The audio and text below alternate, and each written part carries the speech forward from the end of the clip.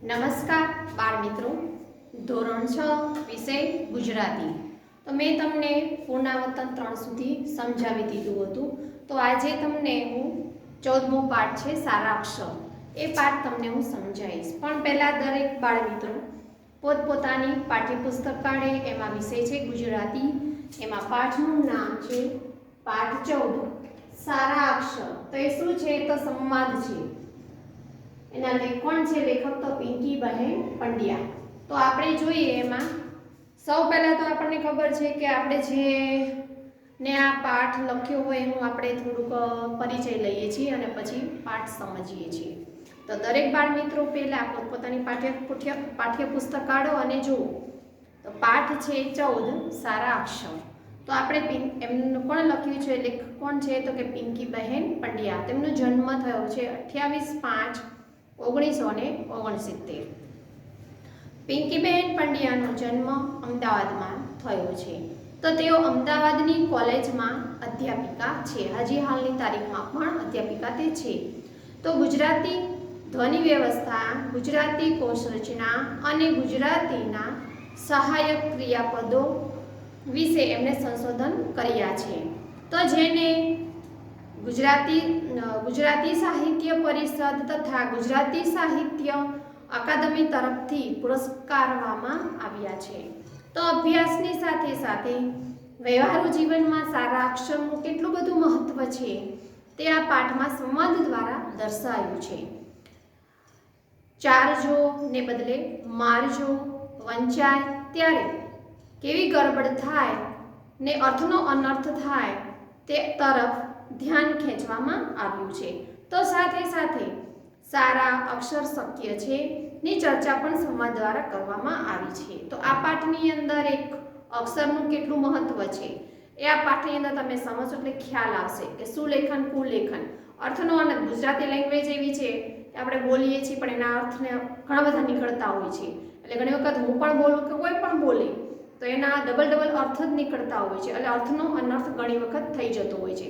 તો આપણે પાઠની અંદર સમજીએ કે સારા અક્ષર સારા હોવાનું કેટલું મહત્વ છે. તો આ પાઠ આપણે સમજીશું તો જ ખબર પડશે.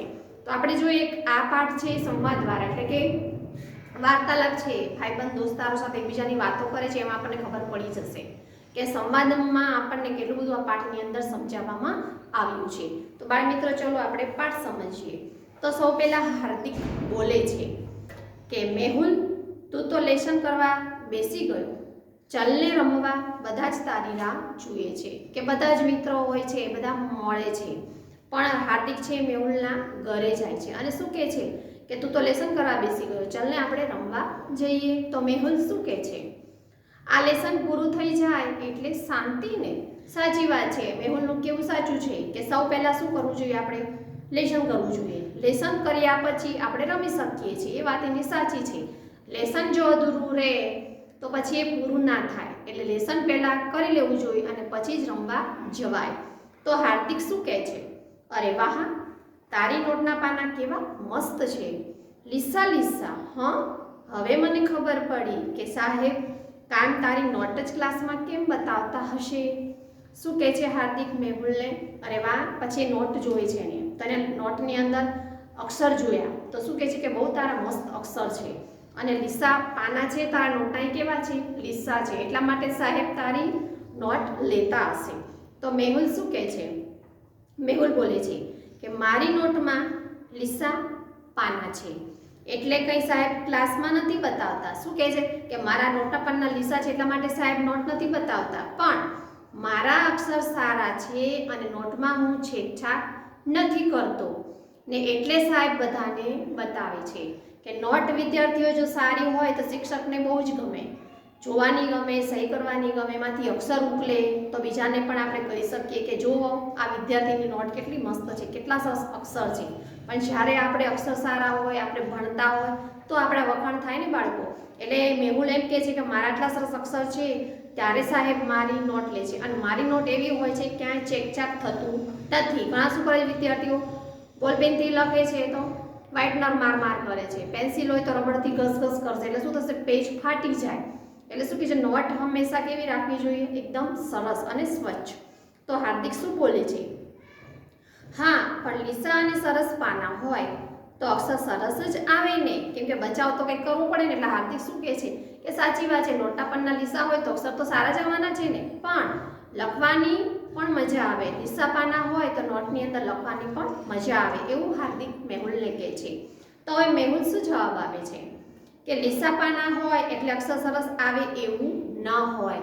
શું કહે છે મેહુલની વાત સાચી છે કે અક્ષર શેના હિસાબે સારા આવે છે, તો કહે છે કે લીસા પાના છે એટલે. પણ એવું નથી, અક્ષર આપણા સારા હોય ને તો નોટ ગમે તેવા પેજ કેમ ના હોય તો પણ આપણા અક્ષર સારા હોય તો નોટ સારી જ લાગવાની છે. એવું નથી કે નોટની અંદર લીસા પાના હોય તો જ અક્ષર સારા હોય. તો સોનલ હવે અરે હાર્દિક, તને આ મેહુલને બોલાવવા મોકલ્યો ને તું જ અહીં બેસી પડ્યો. હવે પણ બોલાવવા આવે છે સોનલ. બધા બિલ્લું પણ નક્કી થઈ ગયા છે, બધા તમારી વાટ જુએ છે. શું કહે છે, બધા જ ભાઈબંધો ભેગા થઈ ગયા છે. વાટ એટલે કે રાહ જોવી, એટલે બધા જ મિત્રો તમારી રાહ જુએ છે. તો મેહુલ શું કહે છે, જોને સોનું, તું જ કહે એને, આ મારી વાત સમજતો નથી. સોનલ શું કહે છે, કેમ શું થયું? હવે સોનલને પણ ખબર પડશે કે અક્ષર કેવા છે મેહુલના.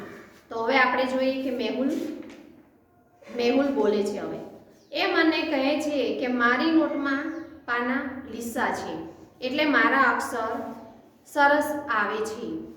એવું તે કંઈ હોતું હશે? મેહુલ સોનુને કહે છે. શું કહે છે કે આ એમ કહે છે તારા નોટના પાના લીસા છે એટલા માટે તારા અક્ષર સારા આવે છે, એવું કંઈ હોઈ શકે? એવું મેહુલ સોનુને કહે છે. હવે સોનલ શું જવાબ આપે છે કે ના યાર, એવું તો ના હોય. જોને મારા પપ્પા મારા માટે મોંઘી નોટ ક્યાં લાવે છે. સોનલ શું કહે છે, મારા પપ્પા છે એ મારી માટે કંઈ મોંઘી નોટ લાવતા નથી. તો હાર્દિક શું કહે છે, મારા પપ્પાને તો હું કહું છું તોય નથી લાવતા. શું કરે છે, ઘરમાં પરિસ્થિતિ એવી હોય તો ન પણ લાવે. ઘરમાં જે હોય નોટ એનાથી પણ ચલાવવું પડે છે, પણ ભણવું જરૂરી છે. જે કંઈ ઘરની અંદર નોટ હોય કે ચોપડો હોય એની અંદર આપણે લખી શકીએ છીએ, પણ કેવી રીતે લખવાનું છે કે સારા અક્ષરે. તો રાધા હવે બોલે છે, એવી બધી તો પપ્પાને ખબર પડે જ ને. જે આપણા કામનું હોય એ મોંઘું હોય તો પણ લાવે અને કામનું ના હોય તો ના પણ લાવે, એમાં શું? રાધા શું કહે છે, સાચી વાત છે. બધાને ખબર હોય કે મોંઘી વસ્તુ હોય તો ના લાવે, સસ્તી વસ્તુ હોય તો બધા જ લાવે. તો હાર્દિક શું કહે છે, પણ એટલે તો મારા અક્ષર સારા નથી આવતા. લો હવે હાર્દિક શું કહે છે, સસ્તી નોટ હશે એટલા માટે સારા અક્ષર નથી આવતા, એવું તે કહે છે. તો સોનલ શું કહે છે, એવું કશું નહીં, મારા અક્ષર તો ગમે તેના પર લખું પણ સરસ જ આવે. સાચી વાત છે, સોનલની વાત સાચી છે. શું કહે છે કે હું ગમે તેમાં લખું પણ મારા અક્ષર તો સારા જ આવે છે.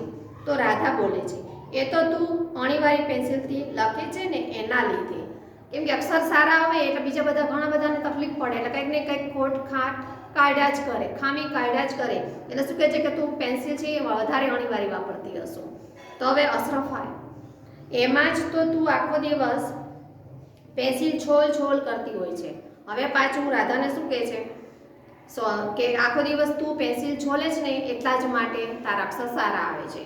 તો હાર્દિક શું કહે છે, ને 2 દિવસમાં એક પેન્સિલ પૂરી કરે છે, પણ અક્ષર સારા કાઢવા માટે અણી પણ સારી હોવી જોઈએ, એટલે છોલવામાં તો 2 દિવસ તો પેન્સિલ જાય જ નહીં. હવે સોનલ શું કહે છે, એ તો અણી તૂટી જાય તો છોલવી જ પડે ને, અને પેન્સિલ બટકણી હોય તો હું શું કરું? શું કહે છે સોનલ કે અણી બટકી જાય તો છોલવી તો પડે અને પેન્સિલ બટકણી હોય એમાં મારો શું વાંક? હવે રાધા કહે છે, સંચાથી છોલે છે એટલે કદાચ તૂટી જતી હશે, બ્લેડથી છોલીશ તો નહીં તૂટે. હવે રાધા શું સલાહ આલે છે, કહે છે કે તું શું કરે છે, સંચાથી છોલે છે એટલા માટે તારી તૂટી જતી. હવે શું કહે છે, બ્લેડ વાપરવાનું છે, પતરીથી છોલીશ તો તારી પેન્સિલ તૂટશે નહીં. તો ધવલ શું બોલે છે પાછો, પણ બ્લેડથી છોલવા જતાં પેન્સિલના બદલે આંગળી જ છોલાઈ જાય તો? સાચી વાત છે એની ધવલની. શું કહે છે, બ્લેડથી પેન્સિલ છોલવા જતાં આમાં કરવા જતાં કદાચ આંગળી પણ છોલાઈ જાય તો? સાચી વાત છે બાળકો. એટલે આપણે બ્લેડનો ઉપયોગ નથી કરવાનો પેન્સિલ છોલતી વખતે, આપણે સંચાનો જ ઉપયોગ કરવાનો છે. એટલે પાઠ સમજવો એટલે બ્લેડ પકડીને બેસી નથી જવાનું. તમારા પાઠ સમજવાનો છે કે આમાં શું કહેવા માગે છે. બ્લેડથી તમારે પેન્સિલ છોડવાની નથી, તમારે સંચાથી જ પેન્સિલ છોલવાની છે। હવે અશરફ શું કહે છે કે મારી પાસે તો એવી બ્લેડ છે કે અણી ભક્કમદાર થાય પણ જરાય વાગે નહીં। હવે અશરફ શું કહે છે કે મારી એવી બ્લેડ છે કે છોલું તો મસ્ત મજાની ભક્કમદાર એટલે કે જાડી એકદમ સરસ મજાની અણી નીકળે। તો રાધા શું કહે છે પણ તારા પપ્પા તો કહેતા હતા કે તારા અક્ષર બહુ ગંદા છે। રાધા અશરફને શું કહે છે કે તારા પપ્પા તો એવું કહેતા હતા કે એના અક્ષર તો ગંદા છે। તો અશરફ કહે અબુ તો એમ જ કહે કે કલમથી લખીએ તો જ અક્ષર સરસ આવે। હવે કલમ એટલે તમને ખબર પડી ગઈ ને, પેન। કલમથી લખવાથી મારા અબુ એવું કહે છે કે અક્ષર સારા આવે। તો મેહુલ શું કહે છે આ કલમ વળી શું છે? કલમ એટલે કે આ કલમ શું છે એ તમને ખ્યાલ આવશે, આગળ જોજો કલમ કોને કહેવામાં આવે છે। તો અશરફ શું કહે છે એક જાતની પેન જ કહેવાય। શું કહેવાય? એક જાતની પેન જ છે, પણ બરું કેવા કશાકની પેન્સિલ જેટલી લાકડીને આગળથી તીરછી છોલીને એનાથી લખવાનું। શું કહે છે આગળ જેવી લાકડી જેવી પતલી આવે અને એને છોલીને પછી આગળથી એને લખવાનું હોય છે। તો રાધા શું કહે છે કે લાકડાથી તો કંઈ ના લખાય, લાકડાથી કંઈ લખાતું હોય? તો ધવલ શું કહે છે એમાં શાહી કે રિફિલ કેવી રીતે ભરાય? હવે પાછો આનું વર્ણન થશે પેનનું કે ધવલ શું કહે છે કે આ શેનાથી લખાય એ તો કે। તો અશરફ શું કહે છે કે કલમમાં રિફિલ ના નખાય અને એમાં શાહી પણ નહીં ભરવાની। કલમ આ પેન કેવી છે એમાં શાહી ભરવાની ના આવે અને રિફિલ પણ આમાં નાખવાની ના આવે। તો ધવલ ને હાર્દિક બંને તો પછી તો વળી આવી પેન કઈ? એ તો મને કહે કે જેમાં શાહી પણ ના નખાય અને રિફિલ પણ ના નખાય, તો એવી વળી કઈ પેન છે?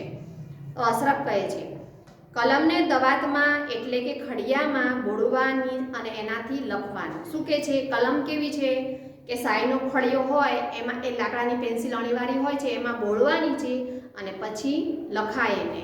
તો હાર્દિક શું કહે છે તો વારે ઘડીએ ખડિયામાં બોળ્યા જ કરવું પડે। શું કહે છે પેલી? હાર્દિક શું કહે છે પેલો? શું કહે વારે ઘડીએ ખડિયામાં બોળ કરવાનું ને પછી લખવાનું? એ તો બાળકોને આમે બહુ કંટાળો આવે। પેન્સિલ તેને પેનથી પણ લખવું ગમતું ના હોય તો એને વળી શાહીના ખડિયામાંથી બોળી લખવાનો કેવો કંટાળો આવે કે બાળકોને કંઈ પણ એક સામાન્ય કારણ હોવું જોઈએ કંઈક ને કંઈક। તો અશરફ શું કહે છે હાસ તો પણ એનાથી લિખાઈ બહુ સરસ આવે। શું કહે છે એનું લખાણ બહુ જ સરસ આવે છે। તો ધવલ શું કહે છે એના કરતાં આપણી બોલપેન સારી। શું કહે છે બધાયથી સારામાં સારું શું છે? આપણે બોલપેન નહીં। અણી છોલવાની ચિંતા, શાહી ભરવાની માથાકૂટ કે ના હાથ ગંદા થાય, રિફિલ ખલાસ થાય એટલે બદલીને કાઢવાની ને બસ। શું કહે છે બધાય કરતાં સારામાં સારી બોલપેન। જ્યારે પણ ખલાસ થાય ત્યારે રિફિલ અંદર નાખી દો ને પાછું લખવાનું ચાલુ કરી દો એટલે રિફિલ ગંદા પણ અક્ષર ના આવે, કોઈ જાતની માથાકૂટ પણ થાય નહીં। હવે સોનલ શું કહે છે પણ એનાથી તો અક્ષર ગંદા આવે। હવે આ બધું વારે ઘડીએ અક્ષર ગંદા પણ એ કોના પર આધાર છે? આપણા ઉપર। આપણે શાંતિથી અને એકદમ સરસ રીતે લખીએ તો અક્ષર કેવા આવે? સારા જ આવે।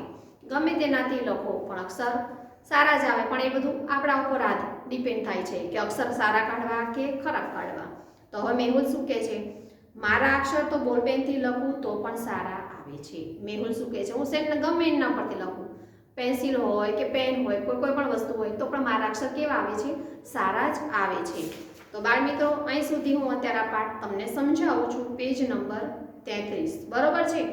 તો આટલો પાઠ જે મેં સમજાવ્યો છે તમને પેજ નંબર 31, 32 અને 33 એટલું તમારે ઘરે વાંચવાનું છે। જ્યારે કે બીજો વિડીયો લેક્ચર હું તમને ના મોકલાવું ત્યાં સુધી તમારે પાઠ 14 સારા અક્ષર તમારે આ પાઠ ક્યાં સુધી વાંચવાનો છે? પાના નંબર 33 સુધી બરોબર છે। 33 સુધી તમારે પાઠ વાંચવાનો છે। અને હા, જેટલું પણ આગળ મેં ચલાવ્યું છે નોટ અને સાથે પોથીમાં કમ્પ્લીટ રાખજો બાળકો બરોબર છે। ગમે ત્યારે જોઈએ એ જોવાનું તો અમે ચાલુ કરી દીધું છે, પણ જ્યારે પણ કહીએ છીએ ત્યારે તમારું કમ્પ્લીટ હોવું જોઈએ બરોબર બાળ મિત્રો। હવે જોઈએ હું તમને અહીંયા શબ્દાર્થ લખ્યા છે તે હું તમને સમજાવું છું। જો એમાં પહેલો જ શબ્દાર્થ છે લેશન, તો ગૃહકાર્ય એટલે તમને ખ્યાલ જ છે કે લેશન એટલે શું થાય? તો ગૃહકાર્ય। હવે ચલને એટલે ચાલને, છેક છાક એટલે જ્યાં ત્યાં લીટા। હમણાં પાઠમાં આપણે સમજ્યા ને કે છેક છાક નોટની અંદર હોય એટલે શું કરે છે? વારે ઘડીએ જ્યાં ત્યાં લીટા પાડવા। પછી બટકણી તો સહેલાઈથી તૂટી જાય તેવી, બ્લેડ તો લોખંડની ધારદાર પતરી, ભમકદાર તો ભપકાદાર સારી મજાની ધાર. તમે પાઠ સમજ્યા એટલે શબ્દ સમજૂતીમાં તમને ખ્યાલ આવી ગયો છે. તો હવે જોઈએ તીરછી તો ત્રાસી. રિફિલ તો બોલપેનમાં મૂકવાની શાહીવાળી પાતળી નળી. દવા તો ખડીયો અથવા તો શાહી ભરવાનું સાધન. બોલપેન તો રિફિલથી ચાલતી લખવા માટેની પેન. માર્ક્સ કપાઈ જાય તો ગુણ ઓછા મળે. ચાટલું તો દર્પણ અથવા તો અરીસો. અધમુવા તો અર્ધા મરેલા એટલે કે શક્તિહીન. પછી છે સુલેખન તો સ્વચ્છ એટલે કે સુંદર લખાણ. ઉલેખન એટલે ખરાબ અક્ષર અને સુલેખન એટલે કે સ્વચ્છ અને સુંદર લખાણ. તો બાળકો આ પાઠ સમજાવ્યો છે તેના શબ્દ સમજૂતી તમારે શેમાં લખવાની છે? ગુજરાતીની નોટની અંદર. જે પાઠ્યપુસ્તકનું તમે લખો છો ને બધું જ સ્વાધ્યાય અભ્યાસની બધું, એવી જ રીતે તમારે પાઠ 14 નું સારા અક્ષર શબ્દ સમજૂતી તમારે નોટમાં લખવાની રહેશે. આપણે લેશન આપી દઈએ પહેલા. જો કે તમને પહેલા હું પાઠ આખો સમજાવી દઉં પછી તમને લેશન આપું બાળમિત્રો, પણ તમારી અત્યારે આ પાઠ વાંચજો, જે કીધું છે તે કરજો. લેશન પછી આખો પાઠ પૂરો થઈ જશે ને પછી તમને હું લખવા આપીશ. આભાર.